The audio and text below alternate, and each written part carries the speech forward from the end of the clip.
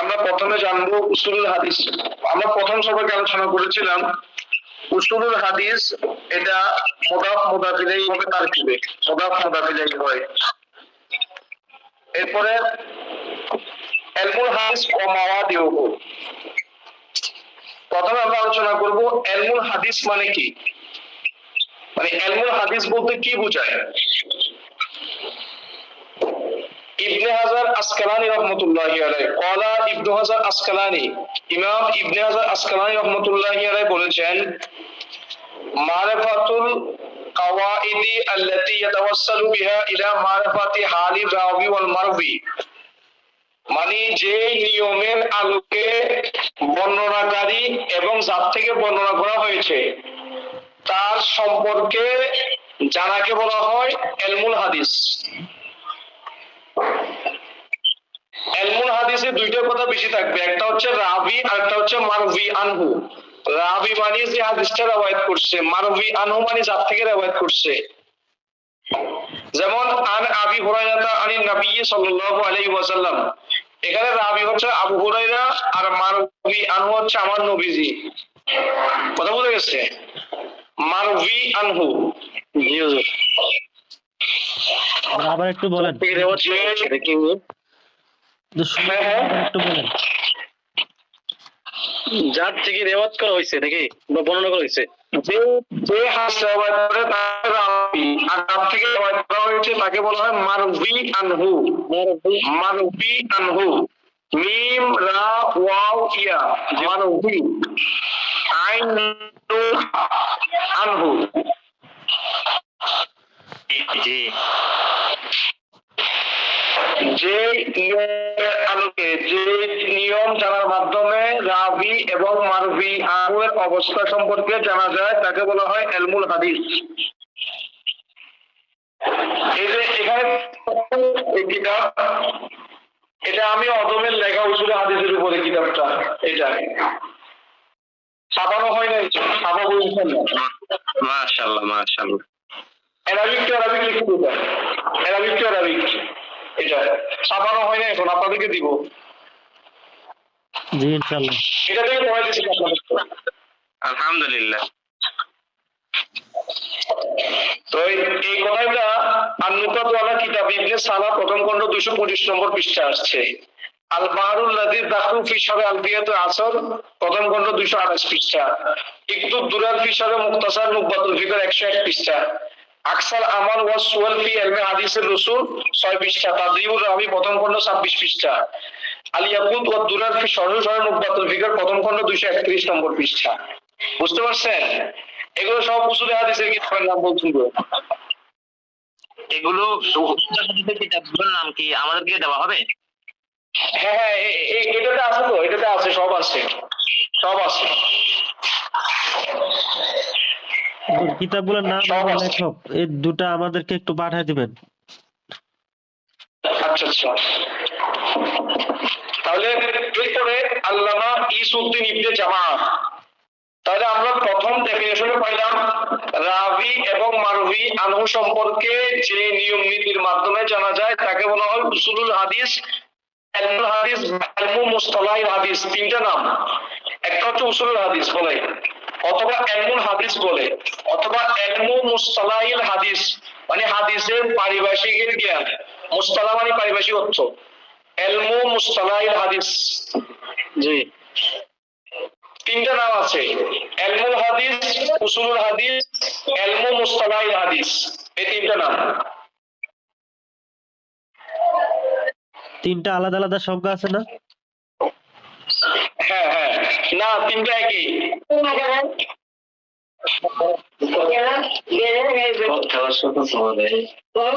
তিনটা একই, বুঝে গেছি তো? জি। ওই আনাস আসছে, আসছে সাইফুল্লাহ আসছে মনে হয়, সাইফুল্লাহ। হ্যাঁ আচ্ছা, তাহলে প্রথম ডেফিনিশনে আমরা পাইলাম, বিশেষ করে উসুলুল তাফসীর থেকে উসুলুল হাদিসের উপরে একটু মনোযোগ দিলে অল্প সময়ের মধ্যে আমরা খুব দ্রুত শেষ করতে পারবো উসুলুল হাদিসটা, একদম সহজে, একদম সহজে শেষ করতে পারবো এটা। তাহলে কত ডেফিনেশনে আমরা পাইলাম? এই রাবি এবং মারুই আনহু সম্পর্কে যে শাস্ত্রে জানা যায় তাকে বলা হয় উসুলে হাদিস। একটা হচ্ছে দেরায়াত, একটা হচ্ছে রাওয়ায়াত। জি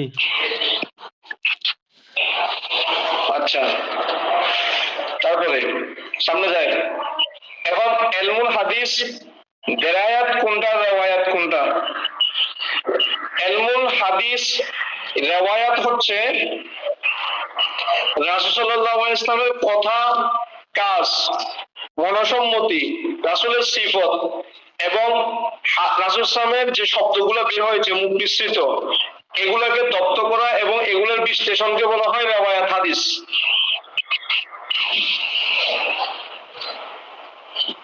আমরা যেটাকে রাওয়ায়াত মানে বর্ণনা।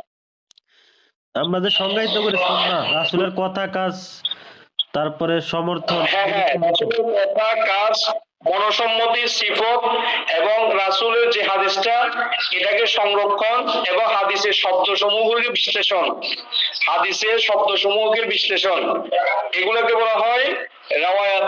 মানে এলমুল হাদিস রাওয়ায়াতান, রাওয়ায়াত এলমুল হাদিস, বুঝে গেছে? জি আচ্ছা, দেরায়াত বলা হয়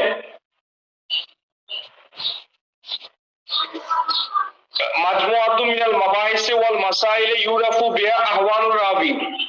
মানে এমন আলোচনা, এমন মাসালা যেটার দ্বারা রাবিদের অবস্থা সমূহ জানা যায়, এমন মাসালা যে মাসালার দ্বারা রাবিদের অবস্থা জানা যায়। পিছন দিক থেকে আওয়াজ আসতেছে কোথায় থেকে? সবাই সবাই মিউট করে রাখেন দয়া করে।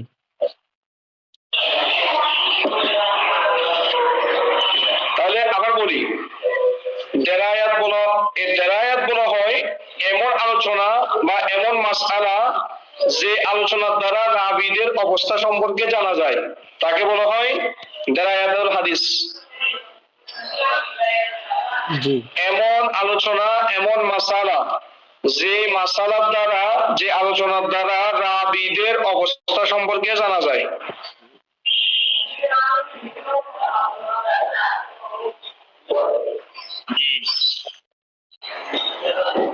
আচ্ছা, এখানে গেছে। এরপরে আমরা জানি পৃথিবীতে প্রত্যেকটা কিতাব শুরু করার আগে 10টা বিষয় আলোচনা করতে হয়, 10টা বিষয়ে। এগুলোকে বলা হয় মাবাদিউল আশারা। 10টা বিষয় আলোচনা করতে হয়।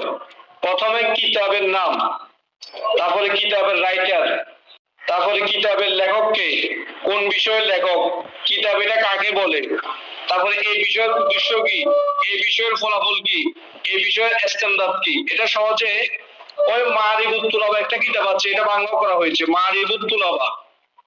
এই মারিফুত তুলাবা কিতাবের মধ্যে বিস্তারিত লেখা আছে। শিব্বির আহমদ ওসমানী লিখছে, দেওবন্দি আলেম, ছাত্রদের সম্পদ মারিফুত তুলাবা, এটাকে বাংলা করা হয়েছে।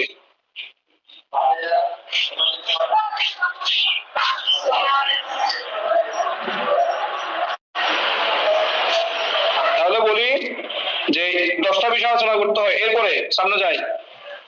এলমুল হাদিসের উদ্দেশ্য কি? এলমুল হাদিসের উদ্দেশ্য হচ্ছে সনদ এবং মতন, সনদ এবং মতন। তারপরে এলমুল হাদিসের ফলাফল কি? ফলাফল হচ্ছে যে দেরায়াত। এলমুল হাদিসের ফলাফল হচ্ছে যে হাদিসটা কি গ্রহণ করা যাবে কি যাবে না, এটা জানা।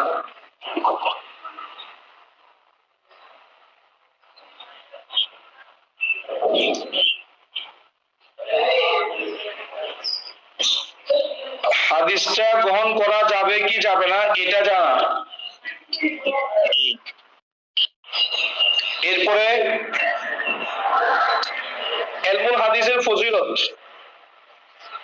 এলমুল হাদিসের ফজিলত সম্পর্কে ইমাম কিরমানি রহমতুল্লাহি আলাইহি বুখারী শরীফের ব্যাখ্যার মধ্যে আল কাওয়াকিবুদ দারারি ফি শরহ সহিহ বুখারী প্রথম খণ্ড 2 নম্বর পৃষ্ঠার মধ্যে লিখেছেন যে ফাইন্না ইলমুল হাদিসে বাদাল কুরআনে হুয়া আফদালুল উলুম ওয়া আলাহা ওয়া আজাল্লুল মাআরিফ ওয়া আসলাহা।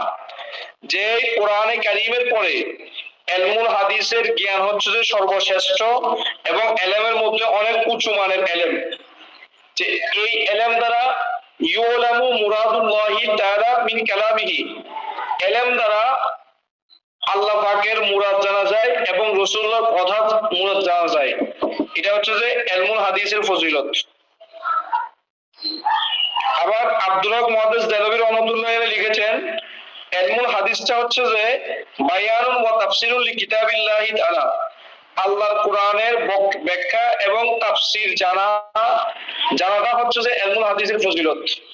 মানে এলমুল হাদিস জানার মাধ্যমে আল্লাহর কোরআনের তাফসীর এবং বর্ণনা জানা যাবে। কি কথা বোঝা গেছে? জি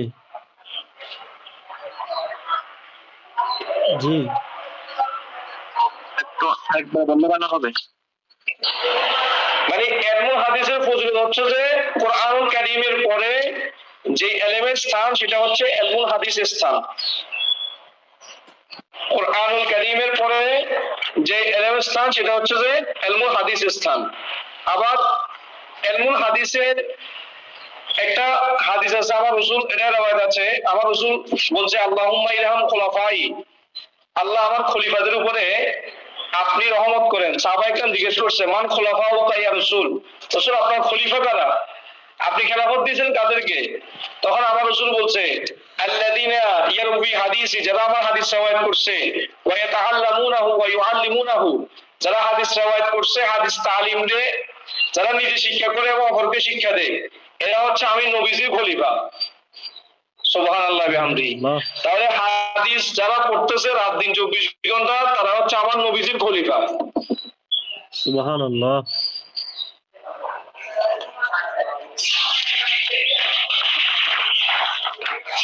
এরপরে এলমুল হাদিসের নিসবতটা হচ্ছে যে এলমুল হাদিসটা হচ্ছে যে উলুমুশ শরিয়ার দ্বিতীয় নম্বর প্রকার। প্রথম হচ্ছে যে উলুমুশ শরিয়ার প্রথম প্রকার হচ্ছে যে উলুমুল কুরআন, দ্বিতীয় নম্বর হচ্ছে উলুমুল হাদিস। মানে শরীয়তের এলেমগুলোর দ্বিতীয় নম্বরের স্থান হচ্ছে যে এলমুল হাদিসের জ্ঞান। প্রথম হচ্ছে এলমুল কুরআন, তারপর হচ্ছে এলমুল হাদিস। এবার এখানে আমরা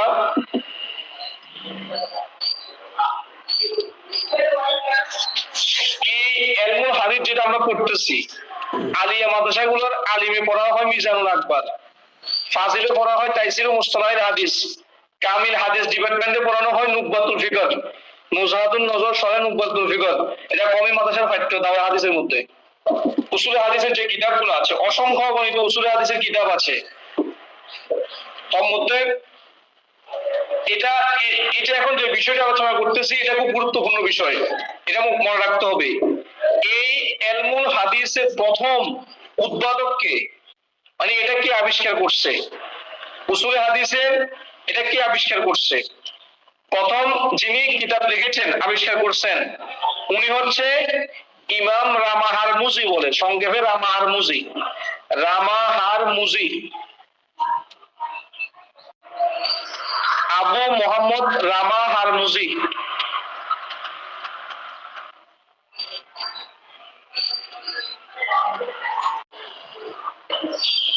হাদিসের উদ্ভাবক তো আমার রাসূল, আমার রাসূল থেকে হাদিস আসছে, কিন্তু এলমুল হাদিসের প্রথম উদ্ভাবক হচ্ছে যে আবু মোহাম্মদ রামা হারমুজি। রামা হারমুজি, ওনার ইন্তেকাল হচ্ছে যে 369 হিজরিতে। 300 উনি কিতাব লিখেছেন আল মুহাদ্দিসুল ফাসিল বাইনার রাবি ওয়াল ওয়াবি, প্রথম কিতাব এটা। ইলমু মুস্তালাহিল হাদিসের প্রথম কিতাব এটা পৃথিবীতে। জি। আল মুহাদ্দিসুল ফাসিল,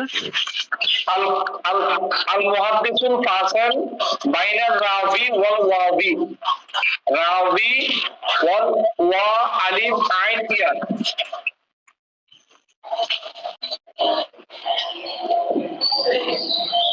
বাইনা রাবি ওয়াল ওয়াবি, ওয়াও আলিফ লাম, ওয়াও আলিফ আইন ইয়া, ওয়াবি।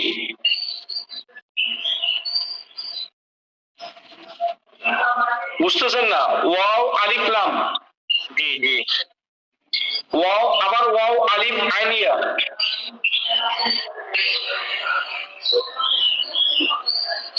ওয়াল ওয়াই, ওয়াই, জি জি ওয়াই। জি বুঝতে পারছি, লিখছি। এই কথাটা মোল্লা আলী কারি ইতমামুদ দারায়াত লি কুরাই নুকায়াত 46 নম্বর পৃষ্ঠার মধ্যে লিখেছেন, এবং ইমাম কাস্তালানি ইরশাদুস সারি ফি শরহ সহিহ বুখারীর প্রথম খণ্ড 7 নম্বর পৃষ্ঠায় লিখছেন। মুকাদ্দামাতুন নুসাতুন নজরের 37 নম্বর পৃষ্ঠায় আসছে। ইরশাদু তুল্লাবিল হাকাইক ইলা মারিফাতিস সুনানি খাইরিল খালায়েক প্রথম খণ্ড 55 নম্বর পৃষ্ঠায় আছে। শরহে মানজুমাতে বাইকুনিয়া প্রথম খণ্ড 4 নম্বর পৃষ্ঠার মধ্যে আছে।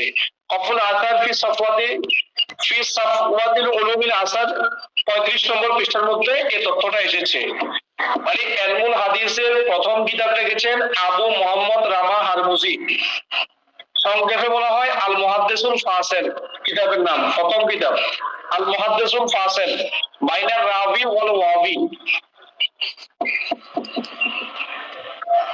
হিজরি কত? এখন যা পাচ্ছেন, হিজরিটা হিজরি হ্যাঁ হ্যাঁ বুঝলেন, কত হিজরি? 300। 369 হিজরিতে ইন্তেকাল। জি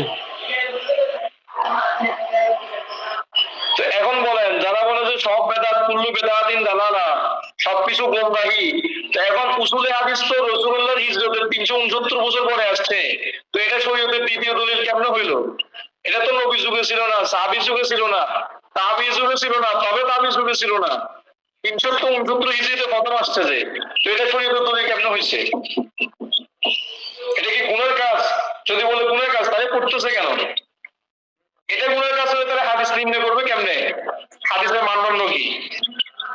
আর যদি বলে এটা সওয়াবের কাজ, তো সওয়াবের কাজ হলে তো নবীর যুগে ছিল না, এটা সাহাবীর যুগে ছিল না, তাবীর যুগে ছিল না, তবে তাবীর যুগে ছিল না। ঠিক। কোথায় যাবেন? ধরা খাইছে। বাবা তো খাবে, খাবে মানে আর কঠিন ভাবে খাবে যে। এটা কোথায় কোথায় উল্লেখ আছে এটা? মুহাদ্দিসুল ফাসিল।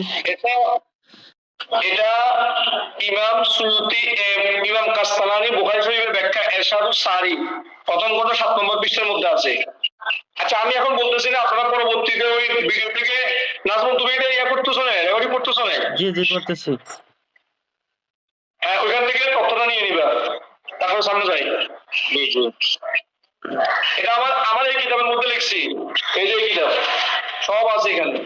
জি জি ইনশাআল্লাহ। আচ্ছা তারপরে তারপরে এরপরে লিখছে ইমাম হাকিম নিসাবুরি, ইমাম হাকিম নিসাবুরি, যার হাদিসের কিতাব আপনারা জানেন মুস্তাদরাক, মুস্তাদরাক আলা সহিহাইন, মুস্তাদরাকে হাকিম বলা হয় যেটাকে, মুস্তাদরাক, মুস্তাদরাকে হাকিম।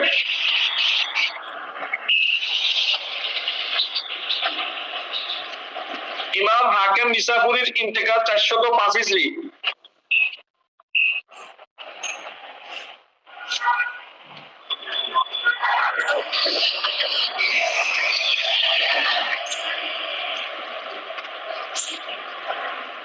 জি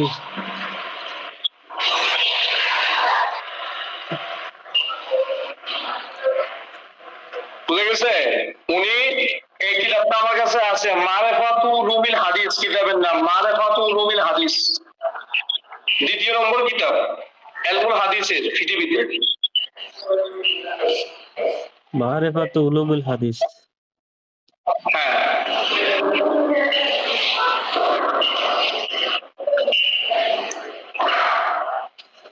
ইমাম হাকিম নিসাবুরি, যার উসুলে, যার হাদিসের কিতাব হচ্ছে মুস্তাদরাক, যেটাকে সংক্ষেপে মুস্তাদরাক বলা হয়। মুস্তাদরাক মানে একটু ব্যাখ্যা করে দিই এখানে। মুস্তাদরাক মানে ইমাম বুখারী 1 লক্ষ সহিহ হাদিস পাইছে, 1 লক্ষ সহিহ হাদিসের মধ্যে বুখারী শরীফের হাদিস আছে 7375। তো এখন ইমাম বুখারীর গবেষণাকৃত আরো 93,000 হাদিস এগুলো কোথায় গেছে? যদি বলেন সিয়াসিফটার মধ্যে আছে, সিয়াসিফটাতে হাদিস আছে প্রায় 60,000-এর মতো। তো বাকি আরো 40,000 হাদিস ইমাম বুখারীর পুষ্টিগত যাচাই বাছাই, সেগুলো কোথায় গেছে? সেগুলা ইমাম হাকিম নিসাবুরি এই হাদিসগুলোকে নিয়ে ইমাম বুখারী যে হাদিসগুলো বুখারীতে আনে নাই, এগুলাকে ধরে উনি একটা হাদিসের কিতাব সাজাইছেন। সেই কিতাবের নাম হচ্ছে মুস্তাদরাক। সুবহানাল্লাহ। মুস্তাদরাক আলা সহিহাইন বলা হয় থাকে, মুস্তাদরাকে হাকিম বলা হয় থাকে।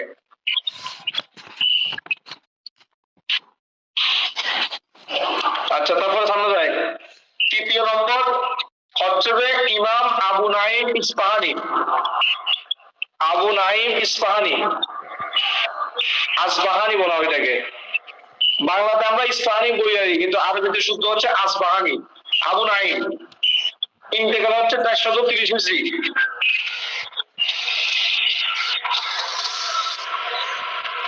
জি কথা ক্লিয়ার বোঝা যাচ্ছে? জি, তা আবার বলেন। তৃতীয় নম্বর হচ্ছে যে আবু নাঈম আসবাহানি। আবু নাঈম আসবাহানি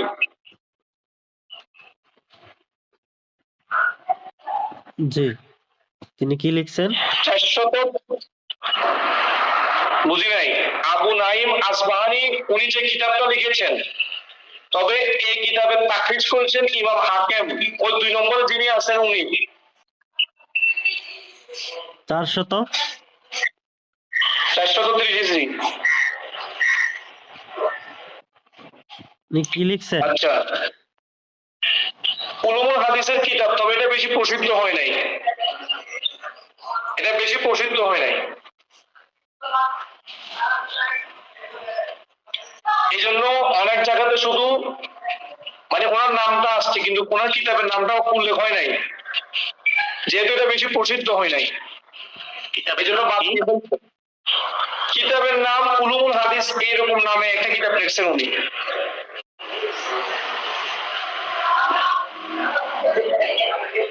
জি, তারপরে 4 নম্বর হচ্ছে যে ইমাম খাতিব আল বাগদাদি। খতিব আল বাগদাদি যাকে বলা হয়, খতিব বাগদাদি।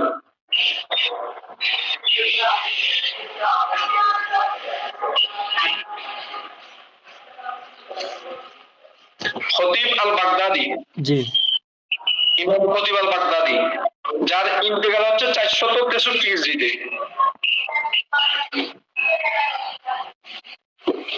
জি,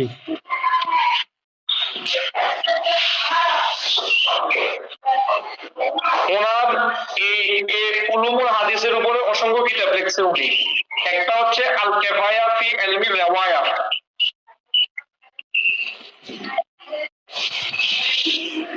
আল কিফায়া ফি ইলমি রিওয়ায়া।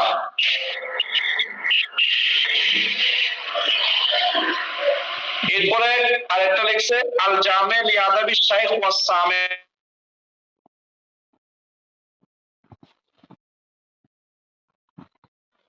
জি মানে এটা আমি অনলাইনে লাইভে দর্শক বসতে সবাই কল দিচ্ছে, এমনি একজন মানুষও কল দেয় না।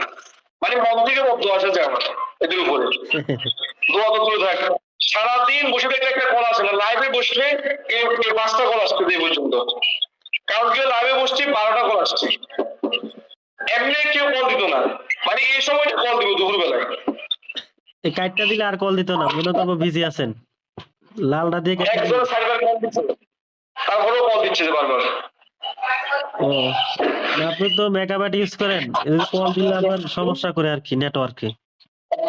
তারপরে আল কিফায়া ফি ইলমি রিওয়ায়া এই কিতাব লিখছে। আরেকটা কিতাব লিখছে আল জামে লি আদাবি শাইখ ওয়াস সামে। এর 2 নম্বর কিতাবটা হচ্ছে যে ছাত্র এবং ওস্তাদের আদব কি হবে হাদিস পড়ার সময়, হাদিস দরস নেওয়ার সময়। শুধু এই একটা বিষয়ের উপরে কিতাব লিখছে যে আল জামে লি আদাবি শাইখ ওয়াস সামে।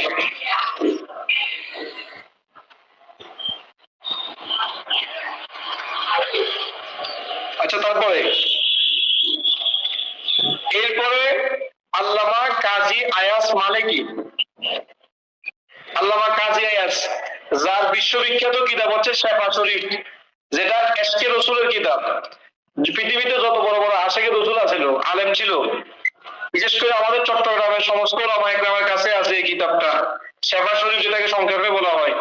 মিলাদুল নবীর সময় কিতাব থেকে ওয়াজ করে বড় বড় আলেম যারা, তাদের কাছে এই কিতাবটা আছে। আশ-শিফা বিতারিফি হুকুকিল মুস্তাফা, আমার নবীজির হকের উপরে লিখছে কিতাব, শেফা শরীফ সংক্ষেপে বলা হয়। এই আল্লামা কাজী আয়াজ মালিকি উনি কিতাব লিখছেন, কিতাবের নাম হচ্ছে আল ইলমাউ ফি তাফসীর riwayati ওয়া তাকয়ীদিস সামা। জি, কিতাবের নাম সংক্ষেপে বলা হয় আল ইলমাউ। আল ইলমা লেখেন সংক্ষেপে, আল ইলমাউ। আল্লামা কাজী আয়াজ, এরপর হ্যাঁ, কাজী আয়াজ মালিকি, মালিকি মাযহাবের ইমাম ছিলেন উনি। মালিকি, তিনি লিখছেন আর শিফাউ ফি, আশিফা, হ্যাঁ আশিফা তো আছে, হ্যাঁ শেফা শরীফ বলা হয় সংক্ষেপে। ওটা হচ্ছে আল্লাহ রসুলের হকের উপরে, রসুলের সুন্নতের উপরে, রসুলের এশকে মহব্বতের উপরে বিস্তারিত। জি তারপরে উসুলে হাদিসের যে কিতাবটা লিখছেন ওটাকে বলা হয় আল ইলমাউ, আল ইলমা।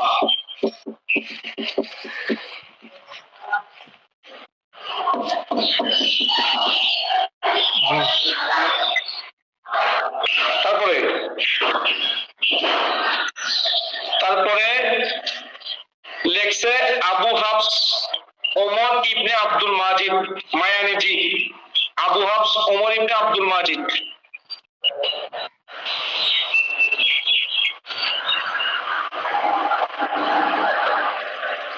আবু হাফস ওমর ইবনে আব্দুল মাজিদ, ওনার ইন্তেকাল হচ্ছে যে 580 হিজরি। কাজী আয়াদের মৃত্যুকাল কত যে ইন্তেকাল? কাজী আয়াজের 544, আজকে থেকে 850 বছর আগে লিখছে কিতাব। আল্লাহ হেফাজত করছে কিতাবগুলোকে।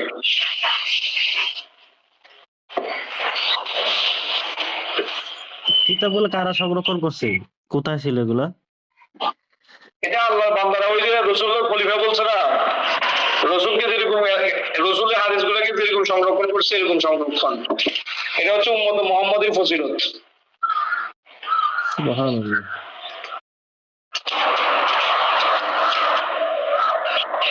পৃথিবীর, ওইটা পরবর্তীতে আসবে, পৃথিবীর কোন নবীর উম্মতের সনদ নাই, শুধু উম্মতে মুহাম্মাদের সনদ আছে। যেমন আমি গুনাহগার থেকে আমার রাসূল পর্যন্ত সনদ আছে, আমার হাদিসের সনদ আছে। বুখারী, মুসলিম, তিরমিজি, আবু দাউদ, নাসাই, ইবনে মাজাহ সনদ আছে। ফিকহ সনদ আছে, ইমাম আযম আবু হানিফা, ইমাম শাফি, ইমাম আবু ইউসুফ, ইমাম মুহাম্মদ, একবার আমার নবী পর্যন্ত সনদ আছে আমার কাছে। সুবহানাল্লাহ। আর পৃথিবীর কোন নবীর উম্মতের সনদ নাই এরকম। আমাদের আছে, যে আমাদের আছে, আমাদের হবে ইনশাআল্লাহ। ইনশাআল্লাহ, ইনশাআল্লাহ। এলএম গুলো তো শিখছি কষ্ট করি, অনেক কষ্ট করে এলএম শিখছি। ইতিহাস বললে চোখ দিয়ে পানি আসবে আপনাদের, কত কষ্ট করছি জানেন। কিন্তু এখন এগুলো দেওয়ার মতো তো পাত্র নাই, জরব নাই, বুঝেন নাই। আছি ইনশাআল্লাহ, আমরা সাইফুল্লাহ কোথেকে আসছে যে এতদিন পরে? আমি জানি না যে অনলাইনেই হয়, কালকে শুনছি, এরপরে বললাম যে add করার জন্য। নাড়া দিব, আমার ছাত্র বলে সময় কথা নাড়া দিব যে এখন। জি ইনশাআল্লাহ। আচ্ছা, তারপরে উনি কিতাব লিখছে কি, মালা ইয়াসাউল মুহাদ্দিসু জাহলাহু, মানে অর্থ হচ্ছে যে যে বিষয়গুলো মুহাদ্দিস অবগত না হওয়া, মানে অবগত হওয়া জরুরি, মানে যে বিষয়ে মুহাদ্দিস জাহেল হলে সমস্যা। মালা ইয়াসাউল মুহাদ্দিসু জাহলাহু অর্থ থাকবে না, মানে কিতাবের নাম বলছি এখানে, মালা ইয়াসাউল মুহাদ্দিসু জাহলাহু। জি এরপরে তারপরে এই আসতেছে ইমাম ইবনে সালাম। ইমাম ইবনে সালাম যারা হাদিস শাস্ত্রের উপরে গবেষণা করে, এলমুল হাদিসের উপরে, তাদের কাছে এই নামটা বেশি প্রসিদ্ধ, ইমাম ইবনে সালাম। মুকদ্দমাত ইবনে সালাম। হ্যাঁ, এই তো চলে আসছে। ইমাম ইবনে সালাহ, যার ইন্তেকাল হচ্ছে 643 হিজরিতে।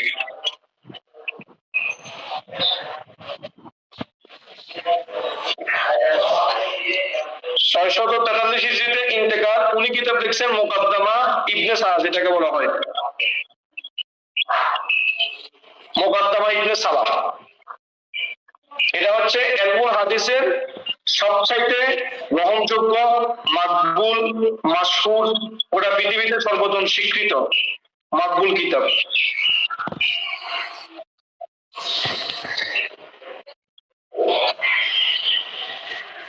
আচ্ছা, এরপর দেখেন এই মুকাদ্দামা ইবনে সালাহর উপরে আজ পর্যন্ত পৃথিবীতে সমস্ত কিতাব লেখা হয়েছে। মানে মুকাদ্দামা ইবনে সালাহ থেকে বর্তমানে এই দুনিয়াতে যতগুলো উলুমুল হাদিসের উপরে কিতাব লেখা হয়েছে, এই সবগুলো মুকাদ্দামা ইবনে সালাহর উপরে লেখা হয়েছে কিতাব। সুবহানাল্লাহ। এই মুকাদ্দামা ইবনে সালাহ কিতাবের উপরে আজ পর্যন্ত পৃথিবীতে কিতাব লেখা হচ্ছে। যেমন এই মুকাদ্দামা ইবনে সালাহকে সংক্ষিপ্ত লিখছেন ইমাম নববী রাহমাতুল্লাহি আলাইহি। কিতাবের নাম হচ্ছে আল ইরশাদ ইলা ইলমিল ইসনাদ।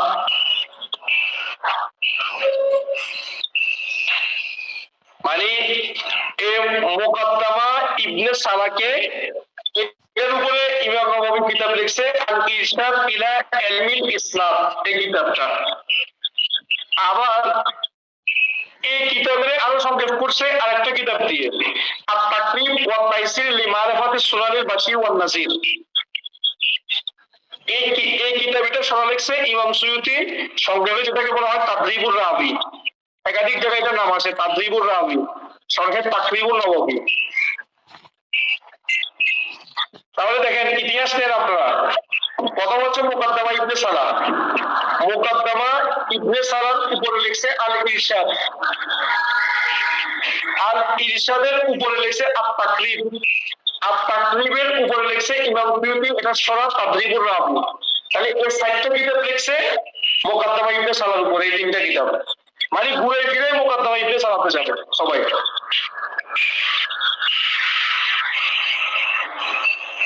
এতটুকু বুঝা গেছে? তাদরিবুর রাবি ফি শারহে তাকরিবুন নববী। জি।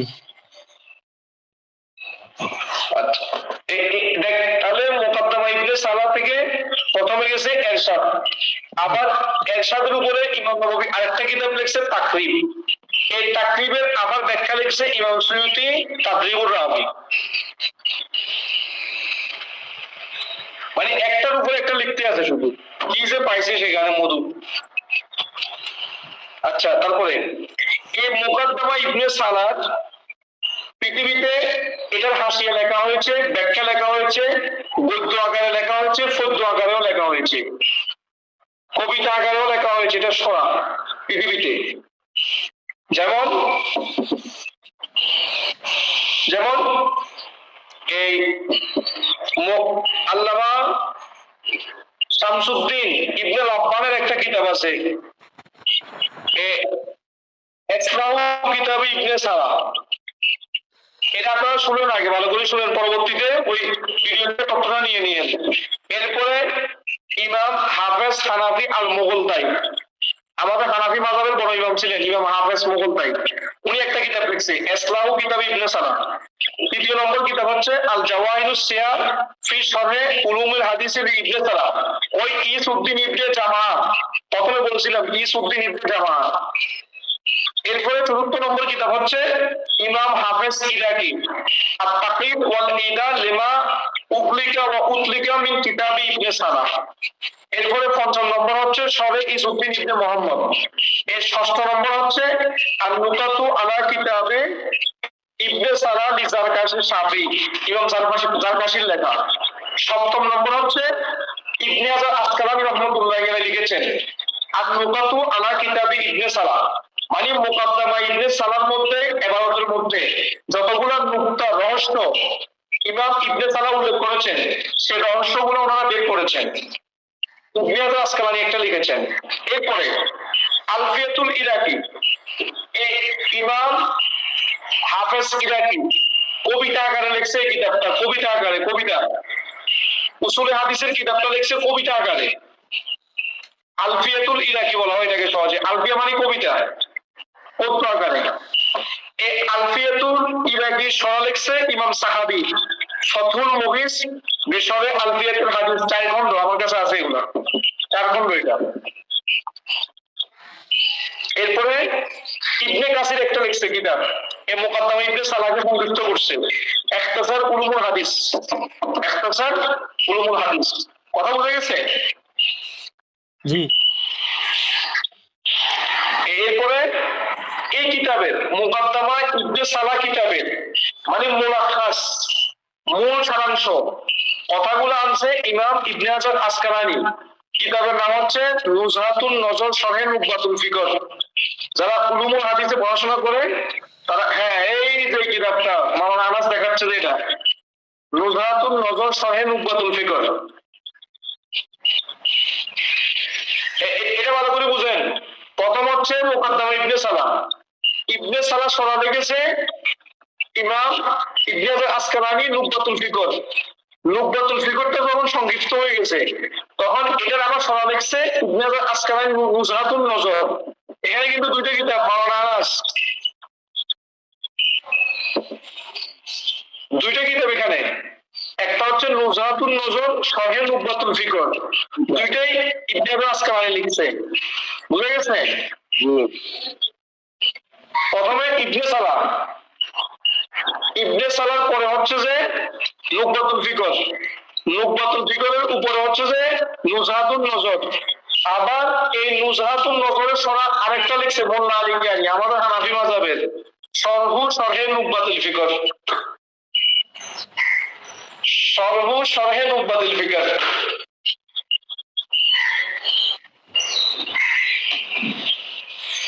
কি বুঝতে পারছেন? জি। আচ্ছা, তাহলে এবার এই নুজহাতুন নজরের অনেক সরা পৃথিবীতে লেখা হয়েছে। মানে মূল কথা হচ্ছে সবগুলো হচ্ছে মুকাদ্দামা ইবনে সালাহ, মূলে যায় মুকাদ্দামা ইবনে সালাহ, সবগুলোর মূলে মুকাদ্দামা ইবনে সালাহ।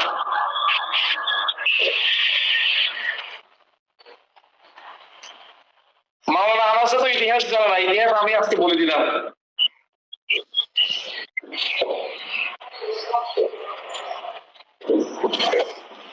আচ্ছা, তারপরে এরপরে এই শাস্ত্রের নাম মানে এই কিতাবের নাম দুই রকম ভাগ। মুতাকাদ্দিমিন মানে যারা পূর্বে আলেমরা তাদের মতে একরকম, যারা মুতাআখিরিন পরবর্তী যুগের ইমামরা তাদের মতে ভিন্ন রকম নাম উসুলে হাদিসে। যেমন মুতাকাদ্দিমিনদের মধ্যে দুইটা নাম প্রসিদ্ধ, একটা হচ্ছে উলুমুল হাদিস, একটা হচ্ছে আনওয়াউ উলুমিল হাদিস। আনওয়া মানে প্রকার, উলুমুল হাদিসের প্রকার, এই দুইটা নাম। এটা হচ্ছে মুতাকাদ্দিমিনদের মতে। আর মুতাআখিরিনদের মতে তিনটা নাম প্রসিদ্ধ, একটা হচ্ছে ইলমু মুসতালাহিল হাদিস, ওই ডক্টর মাহমুদ তাহারের যে কিতাবটা উলুমুল মুসতালাহিল হাদিস বর্তমানে প্রসিদ্ধ। তারপরে আরেকটা হচ্ছে ইলমু উসুলিল হাদিস, আরেকটা হচ্ছে যে আনওয়া মুসতালাহিল হাদিস। কথা বোঝা গেছে? একটু আবার বলবেন? মানে মুতাকাদ্দিমিনদের মধ্যে দুইটা নাম আর মুতাআখিরিনদের মধ্যে তিনটা নাম। এই শাস্ত্রের যে শাস্ত্র, হ্যাঁ আপনারা এখন পড়তেছেন।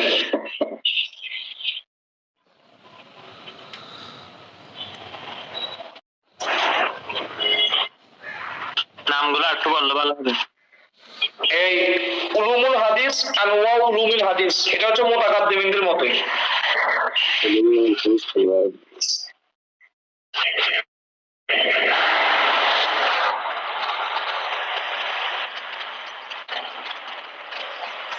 আমার এই কিতাব যখন লিখছি তখন দুপুরে গোসল করতাম রাত 3টা বাজে, বুঝছেন? এই কিতাবের জন্য দীর্ঘ 16 দিন ঘুম যায় নাই, মানে এখানের পরে আর ঘুমাই নাই এই কিতাবের জন্য। 16 দিন টানা রাত লিখছি যে। আল্লাহু আকবার।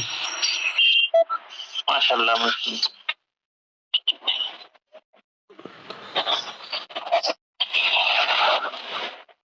তাহলে মুতাকাদ্দিমদের মধ্যে 2টা নাম আর মুতাআখিরদের মধ্যে 3টা নাম।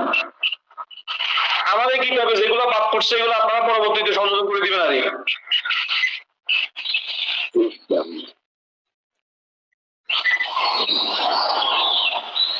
মুতাআখির আচ্ছা, ইলমু উসুল মুতাআখিরের মধ্যে 3টা নাম: ইলমু মুস্তালাহিল হাদিস, ইলমু উসুলুল হাদিস। হ্যাঁ, তারপর হচ্ছে ইলমু উসুলুল হাদিস, আনওয়া মুস্তালাহিল হাদিস, একই কথা।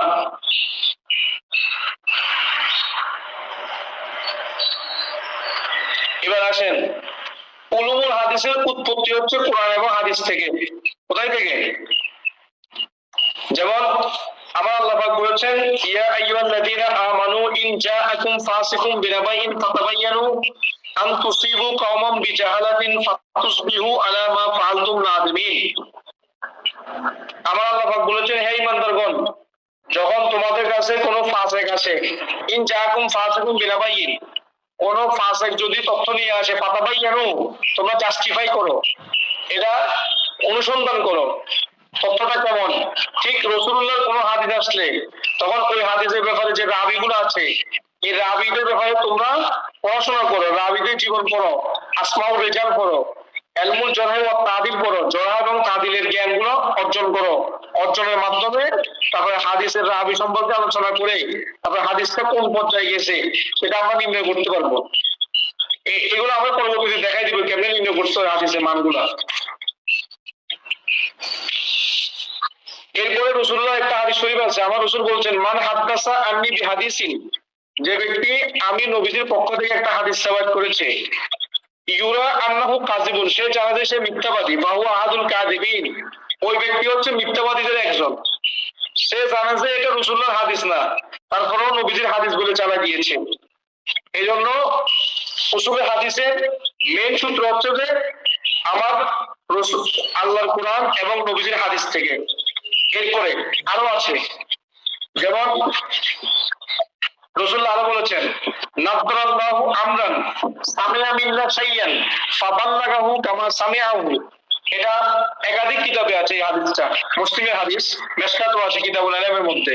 রাসূল বলেছেন, ওই ব্যক্তি শরীরকে আল্লাহ তরতাজা রাখুক, রিফ্রেশ রাখুক, সতেজ রাখুক, কোন ব্যক্তি যে আমি নবী থেকে হাদিস শুনেছে, এরপরে যেরকম শুনছে সেরকম মানুষের কাছে পৌঁছায় দিয়েছে, ওই ব্যক্তির জন্য রাসূলুল্লাহ দোয়া করছে। এখান থেকে মুহাদ্দিসিন ইকরাম বলেছেন, এই জন্য মুহাদ্দিসিন ইকরাম কবরে যাওয়ার পরে তাদের শরীরগুলোকে কবরের মাটি স্পর্শ করতে পারে না, সতেজ থাকে, রিফ্রেশ থাকে, সজীব থাকে, মানে কবরের মাটি মুহাদ্দিসদের শরীরের সাথে টাচ করতে পারে না। সুবহানাল্লাহ। এটা হচ্ছে মুহাদ্দিসদের ফজিলত।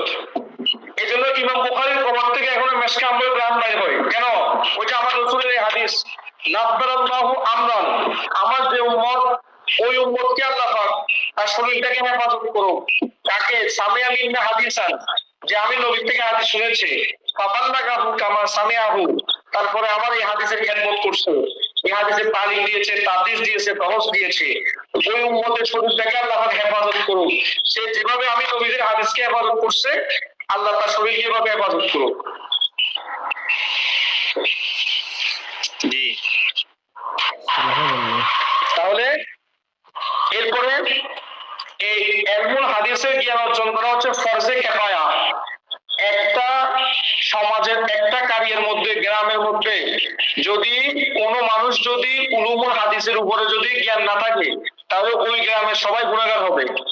একটা গ্রামের মধ্যে যদি একজন হাফেজ না থাকে, ওই গ্রামের সবাই গুনাহগার হবে। একটা গ্রামের মধ্যে যদি একজন মুফতি না থাকে, ওই গ্রামের সবাই গুনাহগার হবে।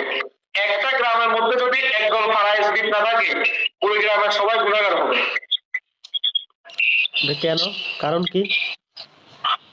ফরজে কিফায়া, সবার পক্ষ থেকে যদি একজন শিখতো তাহলে সবার পক্ষ থেকে আদায় হইতো। জানাজার নামাজ যদি একটা সমাজের পক্ষ থেকে 3 জন আদায় করে, জানাজা আদায় হয়ে গিয়েছে। আর যদি একটা সমাজের পক্ষ থেকে যদি কোনো মানুষ যদি জানাজার নামাজ আদায় না করে, সবাই গুনাহগার, এই মাথা নাই। তাহলে হাদিস মুহাদ্দিস হওয়া ফালাউলা নাফারা মিন কুল্লি তাইফাতিন طائفة منهم ليتفقهوا في الدين ولينذروا قومهم إذا رجعوا إليهم لعلهم يهذرون। এখানে শেষ। সংক্ষিপ্ত মানে উসুলুল হাদিসের ইতিহাসটা আপনারা জানছেন এখানে।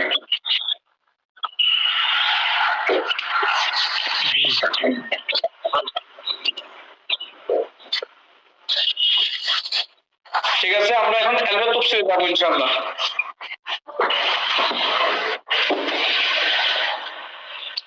নাজবুল মন চাইতে আজ এই সবগুলো নিবেল বসে ও চেহারা দেখলে বোঝা যাচ্ছে যে সুবহানাল্লাহ, ঢেলে দিলে তো পারে, এত কষ্ট করে। হ্যাঁ হুজুর আজকে যে পড়াগুলো পড়াইছেন এটা একটু ছবি তুলে লাস্টে দিয়ে দিন একটু। আচ্ছা পৃষ্ঠাটা, কিতাবের পৃষ্ঠাটা আর কি। আচ্ছা, তারপর আসি আমরা কালকে আলোচনা করছিলাম কোরআনে কারীমের সূরা বা আয়াত। আজকে শেষ করবো, দশটা শেষ করবো 12 প্রকার। কোরআনে কারীমের আয়াত বা সূরাগুলো 12 প্রকারের। 12 প্রকার কালকে বলছিলাম। জি, একটা হচ্ছে মক্কি। মক্কি মানে যেটা হিজরতের আগে, জি, হ্যাঁ হিজরতের আগে নাজিল হয়েছে তাকে বলা হয় মক্কি। দ্বিতীয় নম্বর হচ্ছে মাদানী, যেটা হিজরতের পরে নাজিল হয়েছে সেটা হচ্ছে মাদানী, দুইটা। তৃতীয় নম্বর হচ্ছে হাদারি। হাদার মানে রাসূলুল্লাহ যখন মুকিম ছিলেন, মুকিম আল্লাহর নবী যখন মুকিম ছিলেন তখন যে সূরা নাজিল হয়েছে বা যে আয়াত তাকে বলা হয় সূরাতুল হাদারি, সূরাতুল হাদারি বা আয়াতুল হাদারি। বুঝা গেছে? চিন্তা করে দেখেন, আমার নবী যখন মক্কায় সূরার নাম মক্কা হয়, নবী যখন মদিনায় সূরার নাম মদিনা হয়, আমার নবী যখন মুকিম অবস্থায় তখন সূরার নাম হয় হাদারি, আমার নবী যখন সফর অবস্থায় তখন সূরার নাম হয় সফরি, আমার নবী যখন রাতে থাকে তখন সূরার নাম হয় লায়ালি, নবী যখন দিনে থাকে তখন সূরার নাম হয় নাহারি, আমার নবী যখন গ্রীষ্মকালে থাকে তখন সূরার নাম হয় সাইফি, আমার নবী যখন শীতকালে থাকে তখন সূরার নাম হয় শীতাই, আমার নবী যখন বিছানার মধ্যে থাকে তখন আয়াত বা সূরার নাম হয় আয়াতুল ফেরাশি, মানে বিছানার আয়াত। এটা সুবহানাল্লাহ, বুঝছেন? সুবহানাল্লাহ, সুবহানাল্লাহ। আমার নবীর পিছনে জিবরিল দৌড়াইছে। আচ্ছা, তারপর এখন এখান থেকে একটু ব্যাখ্যা বিশ্লেষণ করা দরকার। সেটা হচ্ছে তাহলে মক্কি বলা হয় যেটা হিজরতের আগে নাজিল হয়েছে তাকে বলা হয় মক্কি সূরা, আর যেটা হিজরতের পরে নাজিল হয়েছে সেটা হচ্ছে মাদানী সূরা। এই দুইটা গেছে। জি, এখানে একটা কথা বলার দরকার আছে যে মক্কি এবং মাদানী, মক্কি এবং মাদানী একটু দুইটা গেছে গা। আবার কিছু কিছু সূরা আছে যেগুলোতে একতলাপ আছে, তাফসীর করলে আপনারা তখন দেখবেন কিছু কিছু জায়গাতে মক্কিও লিখছে আবার মাদানীও লিখছে, মানে ওখানে একতলাপ আছে। জি, কথা বোঝা যাচ্ছে? জি, একটা হচ্ছে মক্কি আর একটা হচ্ছে মাদানী। আবার কিছু সূরা তাফসীর জানালাম করলে তখন দেখবেন কেউ বলছে মক্কি, কেউ বলছে মাদানী। এখন ক্লাস যদি না করে তাহলে বুঝবে না যে কি রে সূরা এটা মক্কা হলো আবার এটা মদিনা কেন হলো, এখানে একতলাপ আছে, একতলাপ হয়ে গেছে এটা। আচ্ছা, এখন মক্কি এবং মাদানী সূরা কেমনে চিনবেন? এটার একটা উসুলুত তাফসীরের কায়দা বলতেছি আমি।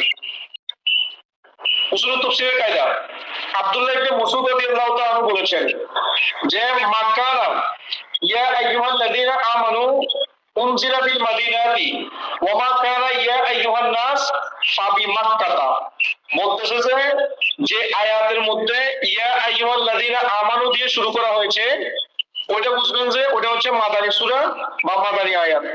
আর যে আয়াতটা বা যে সূরাটা ইয়া আইয়ুহান নাস দ্বারা শুরু করা হয়েছে ওটা হচ্ছে মক্কি সূরা বা মক্কি আয়াত।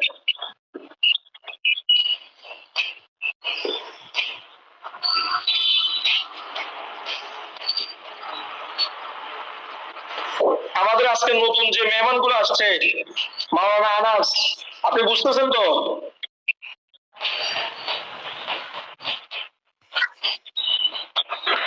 হি ইজ ভেরি ট্যালেন্ট।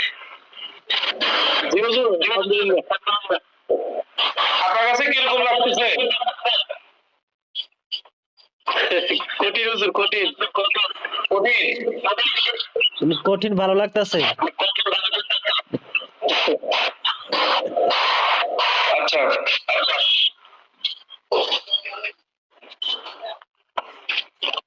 আবার যে কোরআনে কারিমের যে আয়াতের মধ্যে ইয়া আইয়ুহান নাস ইয়া বানি আদম, এটা হচ্ছে মক্কি সূরা। তাহলে মক্কি গেছে দুইটা, ইয়া আইয়ুহান নাস ইয়া বনি আদম, এটা মক্কি। আর ইয়া আইয়ুহাল্লাযিনা আমানু, এটা হচ্ছে মাদানী। এটা একটা নিয়ম বলছে উসুলুত তাফসীরে, এটা মুখস্থ রাখতে হবে। জি। তারপরে আবার এখানে একটা সতর্কবাণী আপনাদেরকে বলে দিই, পরবর্তীতে এটা বিশেষ করে আলিফ লাম ফি উলুমের কোরআনের মধ্যে আছে। এখানে একটু ফ্যাস লাগবে। কিছু নাজিল হয়েছে মক্কাতে, কিন্তু হুকুমটা হচ্ছে মদিনার। এখানে ফ্যাস লাগবে কিন্তু। জি। নাজিল হয়েছে কোথায়? মা নুজিলা বিমাক্কাতা, নাজিল হয়েছে মক্কাতে, ওয়া হুকমুহু মাদানিয়ুন, কিন্তু হুকুমটা হবে মদিনার। বুঝে গেছে? আবার কিছু নাজিল হয়েছে মদিনার, কিন্তু হুকুমটা হবে মক্কার। এটা তাফসীর পড়ার সময় তখন দেখবেন।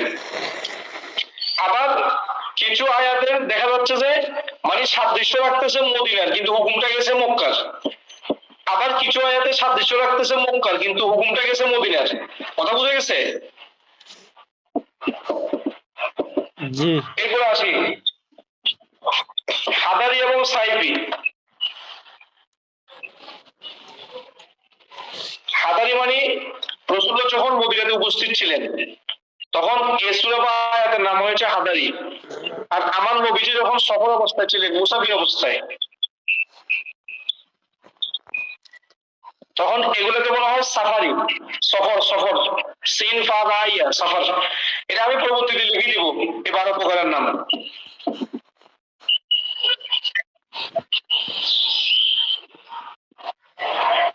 তাহলে দ্বিতীয় নম্বর হচ্ছে হাদার। হাদার মানে আল্লাহ রাসূল যখন মুকিম ছিলেন, মুকিম, তখন ওই সময় আয়াত নাযিল হয়েছে।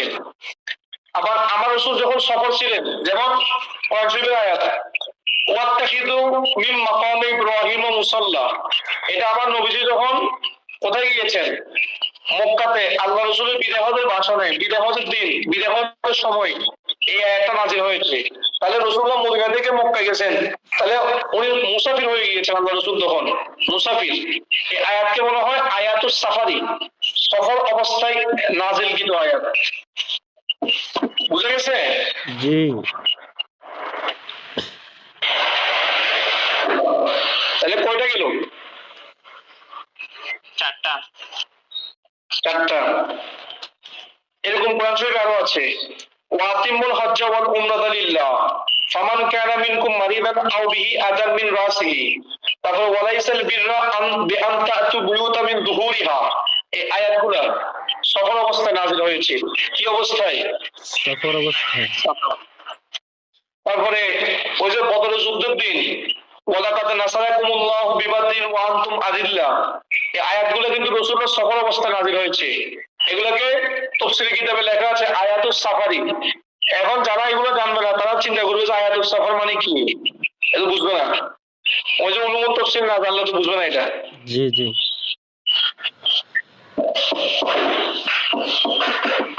তাহলে এখানে চারটে গেল। এরপরে পঞ্চম নম্বর আন-নাহারি, দিনের বেলা যে আয়াতগুলো নাযিল হয়েছে এগুলোকে বলা হয় নাহারি। আর রাতের বেলা যে আয়াতগুলো নাযিল হয়েছে সেগুলোকে বলা হয় লাইলি। যেমন দিনের বেলায় আয়াত নাযিল হয়েছে কোনটা? قد نرى تقلب وجهك في السماء فلنعلينك قبلة ترضاها فول وجهك شطر المسجد الحرام সাতরা, মানে একাধিক আয়াত দিনের বেলা নাযিল হয়েছে, এগুলোকে বলা হয় আয়াতুন নাহারি বা সুওয়ারুন নাহারি।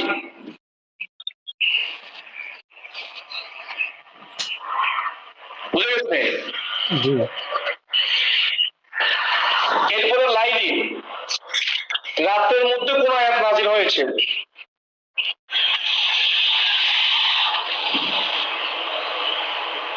রাতের মধ্যে নাযিল হয়েছে ইন্না ফি খালকিস সামাওয়াতি ওয়াল আরদি ওয়া ইখতিলাফিল লাইলি ওয়ান নাহারি লিআয়াতিন লিউলিল আলবাব।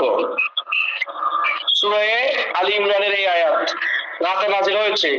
তারপর রাসূলুল্লাহ যখন মেরাজে রজনীতে ছিলেন, ওখানে আয়াত নাযিল হয়েছে ফাআওহা ইলা আবদিহি মা আওহা সুম্মা দানা ফাতাদাল্লা ফাকানা কাবা কাউসাইনি আও আদনা। এগুলোকে বলা হয় আয়াতুল লাইলি, রাতে নাযিল হয়েছে এগুলো।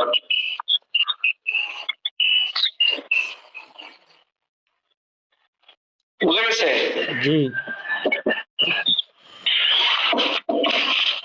আচ্ছা, এরপর হচ্ছে যে সাইফি, গ্রীষ্মকালে আয়াত নাযিল হয়েছে, এজন্য আয়াতের নাম হয়েছে আয়াতুস সাইফি।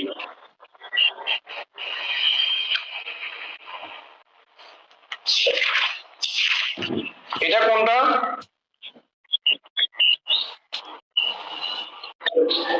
আয়াতুল আয়াতুল কালালা, যেটাকে বলা হয় আয়াতুল কালালা, কোরআন শরীফের আয়াত ইয়াস্তাফতুনাকা কুলিল্লাহু ইউফতিকুম ফিল কালালা। এই কালালার আয়াতটা হচ্ছে আয়াতুস সাইফি, গ্রীষ্মকালে নাযিল হয়েছে এটা। তারপরে আল-ইয়াওমা আকমালতু লাকুম দীনাকুম ওয়া আতমামতু আলাইকুম নি'মাতি, এটাও আয়াতুস সাইফি। তারপরে ওয়াত্তাকু ইয়াওমান তুরজাউনা ফীহি ইলাল্লাহ, এটাও আয়াতুস সাইফি।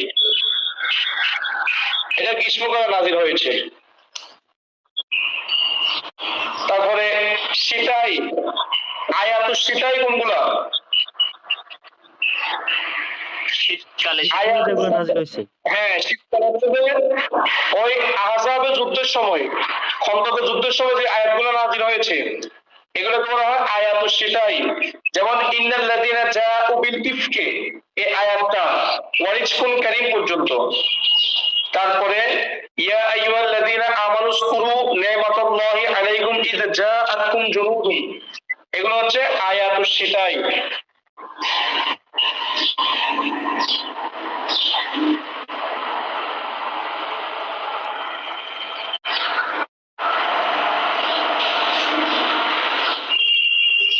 বুঝে গেছে? জি তারপরে এবার আসেন আয়াতুল ফিরাশি ওয়ান নাওমি, রাসূলুল্লাহ ঘুমন্ত অবস্থায় যে আয়াত নাযিল হয়েছে তাকে বলা হয় আয়াতুল নাওমি। দেখেন, আমার রাসূলের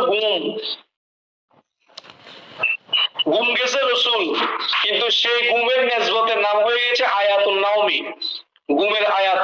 আয়াত তো আল্লাহর, কথা আল্লাহর, কিন্তু নাম হয়ে গেছে রাসূলের ঘুমের নেসবতে। সুবহানাল্লাহ। সুবহানাল্লাহ।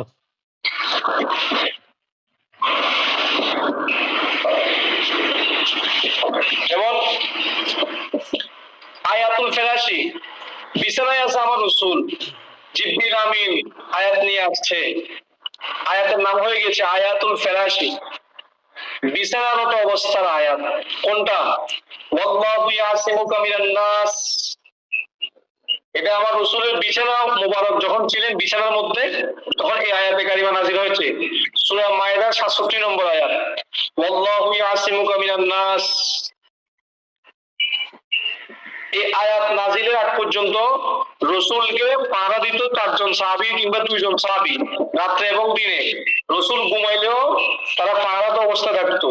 কিন্তু এই আয়াত যখন নাযিল হয়ে গিয়েছে, তখন আর আল্লাহ পাক তাকে বিশাল স্পেশাল ফেরেশতা দিয়ে হেফাজত করেছেন, আল্লাহর রহমতের কুদরত রেখেছেন। এজন্য তখন থেকে আর কি ছিল না, বডিগার্ড ছিল না যে।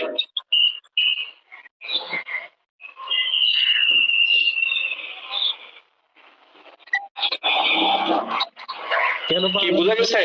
পাহারা কেন দিতেন? হ্যাঁ, ওই যে কাফেরদের অনিষ্ট থেকে হেফাজতের জন্য।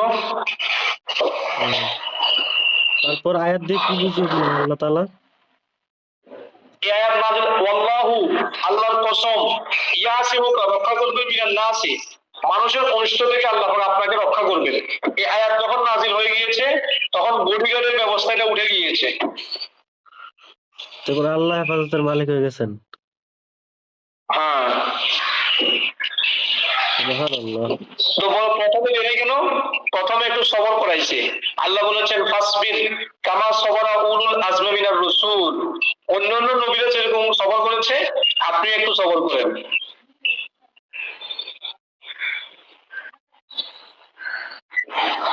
এটা বুঝে গেছে?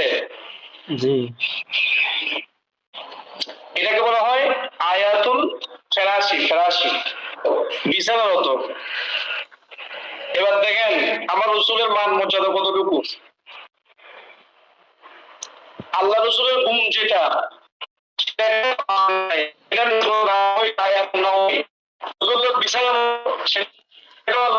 সেটার নেসবতের নাম হয়ে গেছে আয়াতুল ফেরাসি, আমার হাবিবের বিছানারত অবস্থায় নাজিলকৃত আয়াত। জি। এজন্য তো বলছে মগজে কোরআ রুহে ইমা জানো দিল হাসতে হুব্বে রাহমাতুল্লিল আলামিন। মগজে কোরআন মগজ, রুহে ইমা, ইমানের রূহ, জানো দিল, এই দিলের জান, হাসতে হুব্বে রাহমাতুল্লিল, রাহমাতুল্লিল আলামিনের ভালোবাসা হচ্ছে কোরআনের মগজ। সুবহানাল্লাহ। সুবহানাল্লাহ। এরপরে আয়াতুল নাওমি, সূরা কাউসার, এটা আমার রাসূলের ঘুম অবস্থায় নাযিল হয়েছে, ঘুমে থাকতে। যেমন আল্লাহ রাসূল ঘুমাইলে অজু ভাঙে না, কিন্তু আমরা উম্মতরা যদি ঘুমাই অজু ভাঙে। এটা বুখারী হাদিস আছে। আল্লাহ নবী ঘুম থেকে উঠে নামাজ পড়তে যাচ্ছেন, তখন মায়েশা সিদ্দিকা জিজ্ঞেস করছে আন্নাকা নামু ওয়ালাম ইয়াতাওয়াদ্দা, রাসূল আপনি তো ঘুমাইছেন, ওযু করতেছেন না কিন্তু নামাজে যাচ্ছেন। তখন রাসূল বলেছে ইয়া আয়েশা ইন্না আইনাইয়া ইয়ানামু ওয়ালা ইয়ানামু কলবি, কজে ইন্না আইনাইয়া তানামু ওয়ালা ইয়ানামু কলবি, আমার চোখ ঘুমায় আমার কলব ঘুমায় না। আমাদের চোখও ঘুমায় কলবও ঘুমায়, এই জন্য ঘুম গেলে অজু ভাঙ্গি যায়। আর আমার নবীজির চোখ ঘুমায় কলব ঘুমায় না, এই জন্য নবীজি ঘুমাইলে অজু ভাঙ্গে না। সুবহানাল্লাহ। এই জন্য নবীর ঘুমে অজু ভাঙ্গে না, আমাদের ঘুমে অজু ভাঙ্গে। কারণ কেন? নবীজি যদি কলব সহ ঘুমিয়ে যায় তাহলে ঘুমের মধ্যে ওহী নাযিল হয়, কলব যদি ঘুমায় যায় তাহলে ওহীগুলো রিসিভ করতে কষ্ট হবে। এই জন্য রাসূলুল্লাহ সাল্লাল্লাহু আলাইহি ওয়াসাল্লাম ঘুমাইলে চক্ষু ঘুমায়, রাসূলের কলব কিন্তু জাগ্রত থাকে। সহিহ বুখারীর হাদিস, ইন্না আইনাইয়া তানামু ওয়ালা ইয়ানামু কলবি, আয়ারে আমার চক্ষু আমার কলব ঘুমায় না, এই জন্য আমি নবী ঘুমাইলে অজু ভাঙ্গে না। সুবহানাল্লাহ। তারপরে ওই যে আয়াতুল নাওমি কোনটা, যেমন সহিহ বুখারী হাদিস, মুসলিমে আসছে, আমার রাসূল বলেছেন, আনাস রাদিয়াল্লাহু তাআলা আনহু বলেন আমাদের এখানে দুইজন আনাস, দুইজন আনাসিন বল বাইনা রাসূলুল্লাহ সাল্লাল্লাহু আলাইহি ওয়াসাল্লাম বাইনা আযহারিনা ইযা উকফিয়া ইখফাতান, আল্লাহ রাসূল, আমরা একদিন রাসূলের সামনে ছিলাম, আমার রাসূল বেহুশ হয়ে গিয়েছেন। এরপরে সুম্মা রাফা রাসাহু মুতাবাসসিমান, রাসূলুল্লাহ মুস্কি হাসি দিয়ে দিয়ে মানে মাথাটা উপরের দিকে তুলছেন। তখন ফাকুল্লাহ মা আদহাকা ইয়া রাসূলুল্লাহ, তখন আমরা জিজ্ঞেস করলাম ইয়া রাসূল আপনি হাসতেছেন কেন, কিসে আপনাকে হাসাচ্ছে, আপনি ঘুম থেকে উঠে মতো হাসতেছেন কেন? তখন রাসূল বলেছে উনজির আলাইয়া আনিফান সূরা ফাকরা বিসমিল্লাহির রহমানির রহিম ইন্না আতাইনাকাল কাউসার ফাসাল্লি লিরাব্বিকা ওয়ানহার ইন্না শারিআকা ওয়াল আবতার। নবী বলেন আছে এই মাত্র আমার কাছে সূরা কাউসার নাযিল হয়েছে। রাসূলুল্লাহ প্রথমে চিন্তিত ছিলেন, এই সূরা যখন নাযিল হয়েছে তখন রাসূলুল্লাহ হাসছেন, কারণ এই সূরার মধ্যে তো আমার রাসূলের ফজিলত, আমার মর্যাদা, নবী কাউসার, নবীকে আল্লাহ কথা দিয়েছেন, আল্লাহ নবীকে বলে দিয়েছেন। এই জন্য এই সূরাকে বলা হয় সূরাতুন নাওমে, সূরাতুন নাওমে মানে ঘুমের মধ্যে এই সূরা নাযিল হয়েছে।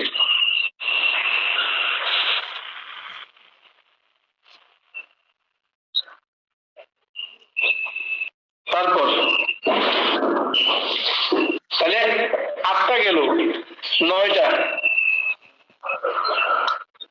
10টা গেছে, 10। জি কি কি? মক্কি, মক্কি, মাদানী। মাদানী, তারপরে হচ্ছে আদানি সাইদ আদারি, সাফারি, আয়াত নাহারি, না, হ্যাঁ নাইলি, সাইই, নাহারি, এবার সিতাই, ফিরাসি, নাউমি। ফেরাসি, হ্যাঁ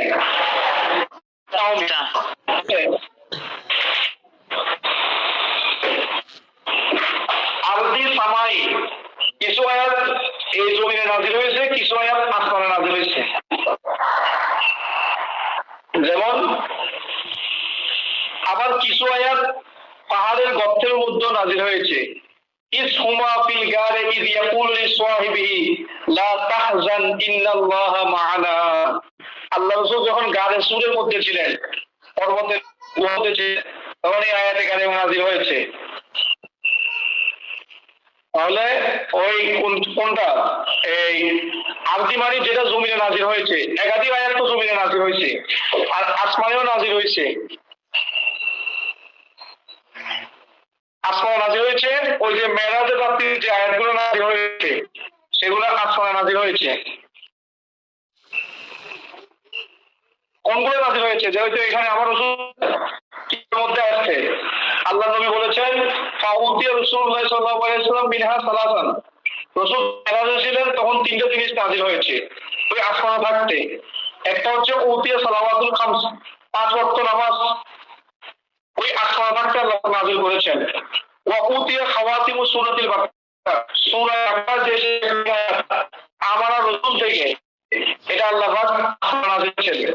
এইজন্য এটার ফজিলত হচ্ছে যে ব্যক্তি এশারের নামাজের পরে এই সূরাগুলো পাঠ করে ঘুমাবে, সারা রাত ঘুমাইলেও সারা রাত ইবাদতের সব আল্লাহ পাক তার আমলনামার মধ্যে দিয়ে দিবেন। সুবহানাল্লাহ। সূরা বাকারার এই আয়াতে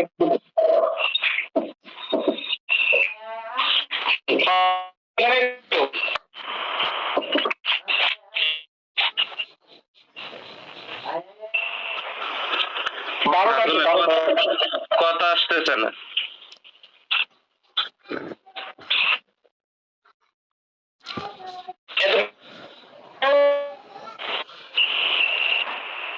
মুফতি আমিনুল এহসান লিখেছেন 12টা। কথা পাচ্ছেন এখন? জি জি। মুফতি আমিনুল এহসান লিখেছেন 12টা, কিন্তু ইমাম সুয়ুতী আরো বেশি উল্লেখ করেছেন, আরো অনেকগুলো উল্লেখ করেছেন ইমাম সুয়ুতী।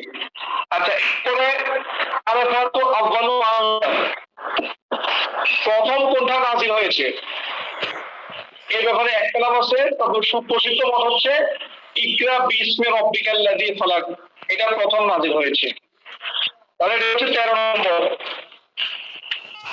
এরপর হচ্ছে 14 নম্বর ওয়া আখিরু মা নুজিলা, সর্বশেষ কোনটা নাযিল হয়েছে? ইয়াস্তাফতুনাকা আল্লাহু ইউফতিহু ফিল কালালা, এটা আবার কেউ বলছে ইয়া আইয়ুহাল্লাযীনা আমানু তাকুল্লাহা ওয়া যারু মা বাকিয়া মিনার রিবা, আবার কেউ বলছে ওয়াত্তাকু ইয়াওমান তুরজাউনা ফীহি ইলাল্লাহ। এই তিনটা সর্বশেষ নাযিল হয়েছে কোরআন শরীফের আয়াত। আবার কেউ বলছে সর্বশেষ আয়াত নাযিল হয়েছে লাকাদ জাআকুম রাসূলুম মিন আনফুসিকুম আজিজুন আলাইহি মা আনিতুম হারিসুন বিল মুমিনিনা রাউফুর রহিম ফাইন তাওয়াল্লাউ ফাকুল হাসবিয়াল্লাহু লা ইলাহা ইল্লা হু আলাইহি তাওয়াক্কালতু ওয়া হুয়া রাব্বুল আরশিল আযীম। এই আয়াতের একটা ফজিলত আছে, বলে দিব। আমার রাসূলের দুরূদ শরীফের উপরে পৃথিবীতে 200-এর উপরে কিতাব লেখা হয়েছে। আচ্ছা, এই আয়াত নাম্বারটা কত, কোন সূরা? এটা তবে শেষ 2 আয়াত।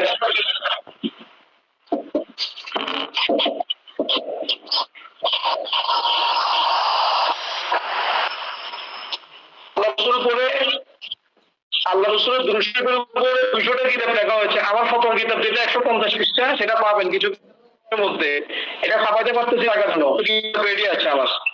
বুঝছেন? এই কিতাবে লিখছি দুরূদ শরীফের উপরে পৃথিবীতে 200 কিতাব লেখা হয়েছে। একটা কিতাব ইবনুল কাইয়্যিম জাওজি, যিনি ইবনে তাইমিয়ার ছাত্র, আহলে হাদিসদের গুরু, ইবনুল কাইয়্যিম জাওজি একটা লিখছে জালাউল আফহাম ফি সালাতি ওয়াস সালামি আলা খায়রিল নাম, জালাউল আফহাম ফি সালাতি ওয়া সালামি আলা খায়রিল আনাম। এই কিতাবের মধ্যে আছে ইমাম মারুফ আল কারকি রহমাতুল্লাহি আলাইহি যে আমার নবীজি প্রতিদিন স্বপ্নে আসি তার কপালে চুম্বন করতেন। ওই যুগের সর্বশ্রেষ্ঠ আল্লাহর ওলি জিজ্ঞেস করলো, ইয়া রাসূল, আপনি তার কপালে আসি প্রতিদিন, তাকে আপনি জিয়ারত দেন, তার সাথে সাক্ষাৎ করেন কেন? কি জন্য করেন তার সাথে সাক্ষাৎ? তখন আমার রাসূল বলেছে, আমার এই ইমাম মারুফ আল কারকি উনি প্রতিদিন নামাজের পরে এ লাগাত জাআকুম রাসূলুম মিন আনফুসিকুম আজিজুন আলাইহি, আমি নবীর প্রশংসা সম্বলিত এই দুটো আয়াতে কারিমা তেলাওয়াত করে। এই জন্য আমি নবী এসে তার কপালের মধ্যে চুম্বন করি প্রত্যেকদিন আসি। সুবহানাল্লাহ। সুবহানাল্লাহ। ঠিক আছে, আদান দিচ্ছে, আজকে এতটুকু পর্যন্ত থাক। আল্লাহ হাফেজ, মা আসসালাম। জি। আসসালামু আলাইকুম।